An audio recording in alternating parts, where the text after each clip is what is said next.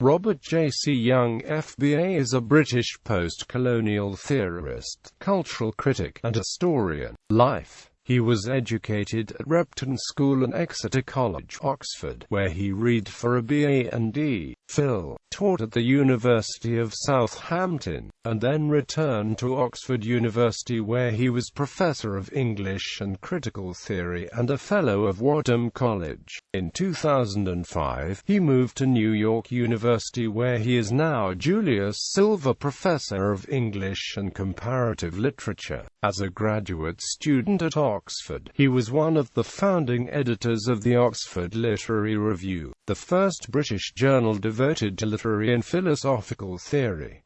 Young is editor of Interventions, International Journal of Postcolonial Studies, which appears bi-monthly. His work has been translated into over 20 languages. In 2013, he was elected a corresponding Fellow of the British Academy. Works. Young's work has been described as being at least partially instrumental in the radicalization of postcolonialism. His first book, White Mythologies, Writing History in the West, argues that Marxist philosophies of history had claimed to be world histories but had really only ever been histories of the West, seen from a Eurocentric, even if anti-capitalist, perspective, offering a detailed critique of different versions of European Marxist historicism from Lukács to Jameson. Young suggests that a major intervention of post-colonial theory has been to enable different forms of history and historicization that operate outside the paradigm of Western universal history, while post-colonial theory uses certain concepts from post-structuralism to achieve this. Young argues that post-structuralism itself involved an anti-colonial critique of Western philosophy, pointing to the role played by the experience of the Algerian War of Independence in the lives of many French philosophers of that generation, including Derrida, Sixus, Lyotard, Althusser, and Bourdieu. White Mythologies was the first book to characterize post-colonial theory as a field in itself, and to identify the work of Edward W. Said, Gayatri Chakravorty Spivak, Homi K. Bhabha, and the Subaltern Studies historians as its intellectual core. In Colonial Desire, Young examined the history of the concept of hybridity, showing its genealogy through 19th-century racial theory and 20th-century linguistics, prior to its counter-appropriation and transformation into an innovative cultural political concept by post-colonial theorists in the 1990s. Young demonstrates the extent to which racial theory was always developed in historical, scientific, and cultural terms, and argues that this complex formation accounts for the ability of racialized thinking to survive into the modern era despite all the attempts made since 1945 to refute it. The most significant mistake that has been made, he suggests, involves the assumption that race was developed in the 19th century purely as a science, which can be challenged on purely scientific grounds. Having deconstructed white Marxism through the lens of post-colonial theory in White Mythologies, in Postcolonialism, an historical introduction, Young charted the genealogy of post-colonial theory in the very different trajectory of Marxism as the major ideological component of 20th-century anti-colonial struggles.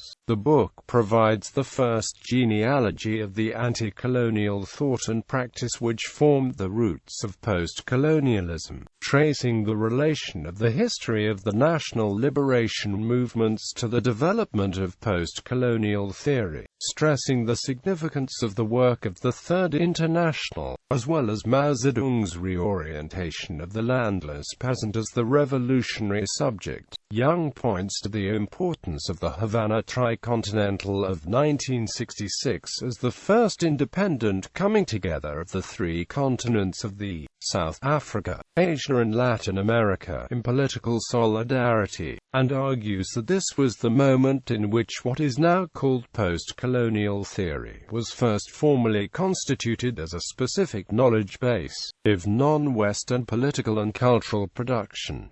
In Postcolonialism, a very short introduction, Young links this genealogy of postcolonialism to the contemporary activism of the new social movements in non-Western countries. Intended as an introduction to postcolonialism for the general reader, the book is written in a highly accessible style and unorthodox format, mixing history with fiction, cultural analysis with moments of poetic intensity that stage and evoke post-colonial experience rather than merely describe it. Instead of approaching post-colonialism through its often abstract and esoteric theories, the book works entirely out of particular examples. These examples emphasize issues of gender, language, indigenous rights, development and ecology, as well as addressing the more usual post-colonial ideas of ambivalence, hybridity, and Orientalism and subalternity. In the idea of English ethnicity, Young returned to the question of race to address an apparent contradiction: the idea of an English ethnicity. Why does ethnicity not seem to be a category applicable to English people? To answer this question, Young reconsiders the way that English identity was classified in historical and racial terms in the 19th century. He argues that what most affected this was the relation of England to Ireland after the Act of Union of 1801. Initial attempts at excluding the Irish were followed by a more inclusive idea of Englishness, which removed the specificities of race and even place. Englishness, Young suggests, was never really about England at all, but was developed as a broader identity, intended to include not only the Irish but also the English diaspora around the world: North Americans, South Africans, Australians and New Zealanders, and even, for some writers, Indians and those from the Caribbean. By the end of the 19th century, this had become appropriated as an ideology of empire. The delocalization of the country England from ideas of Englishness could account for why recent commentators have found Englishness hard to define, while at the same time providing an explanation of why some of the most English of Englishmen have been Americans. On the other hand, Young argues, its broad principle of inclusiveness also helps to explain why Britain has been able to transform itself into one of the most successful of modern, multicultural nations. Selected publications. Other books: Empire, Colony, Postcolony, Oxford and Malden, Mass. Wiley-Blackwell, 2015. Torn Halves. Political Conflict in Literary and Cultural Theory. Manchester, Manchester University Press.